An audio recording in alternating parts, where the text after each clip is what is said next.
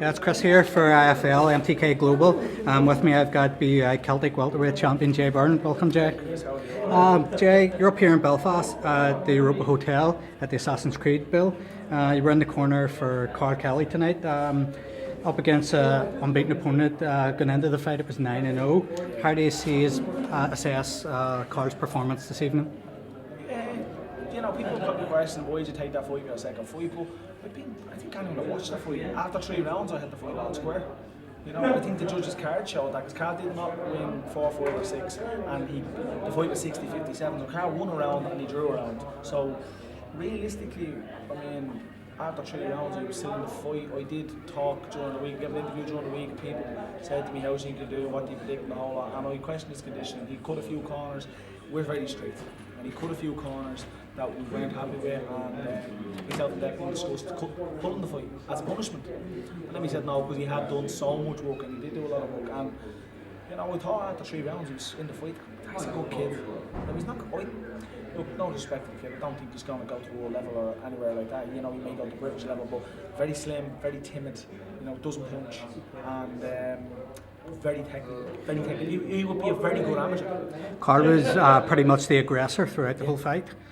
He was the aggressor for really good in the first 3 rounds. In the 4, 5 and 6 I thought he leaned into shots, he overreached shots, he didn't double up shots. In the earlier rounds he was landing, he was feinting jab, bringing in overhand right hand and finished with left hooks to the body, and that a couple of times he doubled left hooks to the body and hurt the kid, finished with a little right hand. And he looked to be, now the kid was popping good shots as well, and Carl wouldn't have been throwing as much punches as the kid, but I felt he was, in the first 3 rounds he was very clever going forward. In the later rounds I felt he was rushing in, he was leaning in, he was left leaning on ropes a couple of times, and when he did land a couple of big shots, he hadn't got the power behind him in the last few rounds because he was wrecked.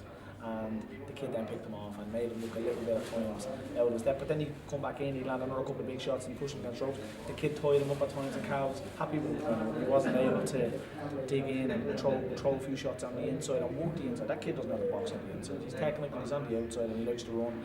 Carl on the inside should have been taking advantage of that, but he couldn't. He's in with the energy. What do you see next for Carl? How busy would you like to see him throughout this year? Look, people are going to say the same.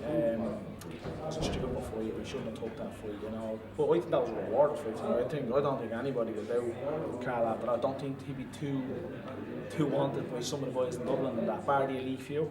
I got a phone call today asking would he fight next week on the Devonish if he got through tonight, and I said yeah, against who. And when I was asked, told the opponent who was asked to fight, straight away I said no.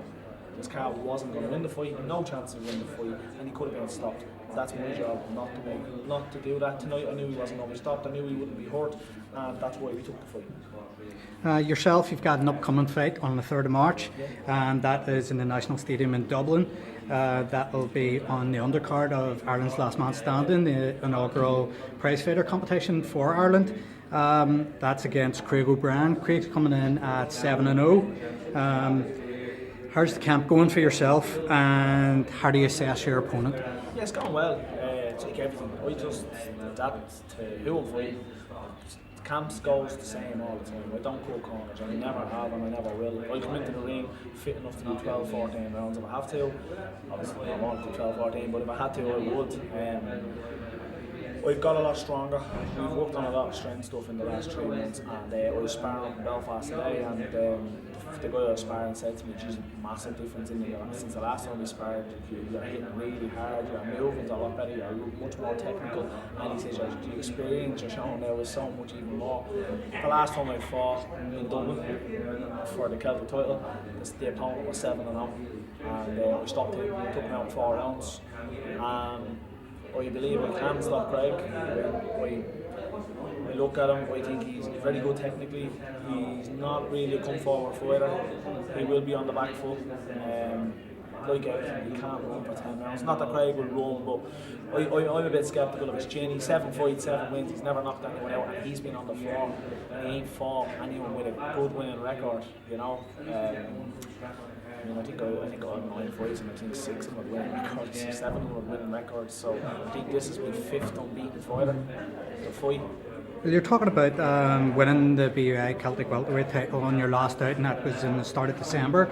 Do you see that what you learned from the Josh Kelly fight and the Anthony Fowler fight aided you going into that fight against Jared Whitehouse? Yeah, well, the big thing was people were saying, a lot of people talked about that fight, and they talked about it and said, I think Jared will be too much for him, I think he's too much boxing, because he's won a European silver medal as an amateur and that, with no amateur career, I always said from day one, Jared Whitehouse wouldn't be as big as Felix Cash, who has knocked every one of his opponents out, and again tonight, bar myself, I went 6 rounds and 2 weights above. I boxed Josh Kelly. Jared Whitehouse was never going to be as technical as Josh Kelly. There's not many out there that are. And I've done 6 rounds with him. And Jared was never going to hit as hard as Anthony Fowler. And I got 4 rounds in with him. So that was what I said from day one. Now I look at Craig and I say, and Jared was never going to be hit by someone the way I was going to hit him, because he only been with journeyman. Craig 7-0, very similar. Bar Craig has taken a shot, he's got up, he showed hard, and he showed that he can get up off the floor.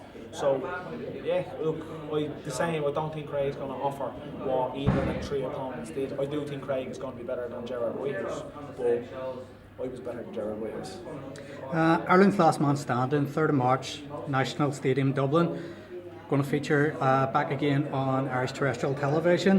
Do you see us being the building block for bringing back great fight nights to the capital? Please God, I'm hoping it is. I mean, Irish boxing was booming again, and everyone was buzzing for Irish boxing again. And a little bit of a setback this week with the City West show getting cancelled, the hotel pulling that show. Very disappointing, especially for the lads selling tickets and couldn't wait and all that. Luckily enough, a lot of them have got out next week up in the Devonish. But yeah, look, I look across the board in Dublin and I say there's not a lot of big names there. Like there's no Byrne there to sell tickets. There is lads carrying titles, and I'm one of them. But is there anyone that's going to fill out the Tree Arena, or is there anyone there that you can look at and say, he's going to fill the Tree Arena? Like, television will come, like the Last Man Standing, they're coming, like, they're hoping the stadium's going to be full for that, it's going to be live on television, and please God it goes and it's a massive event. I hope it's really, really good, and I hope it stems to other ways, but I just look across, I don't see massive names on the domestic scene like the Byrne done working his way up the world level, and I just hope that, I hope it's a start or something. I think the Last Man Standing is a great idea. I think it could be something that could, if they could drop it to other weights and things like that, I think it could be something that would lock on, and you will get the crowds coming out. Finally, for your next fight, where can people be able to purchase the tickets for that? I own the gym by Supreme Altitude. The tickets are behind the counter.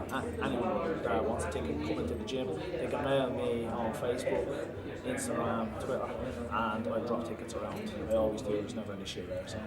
Okay, Jay, thanks for talking to IFL, and wish you the very best in your upcoming fight.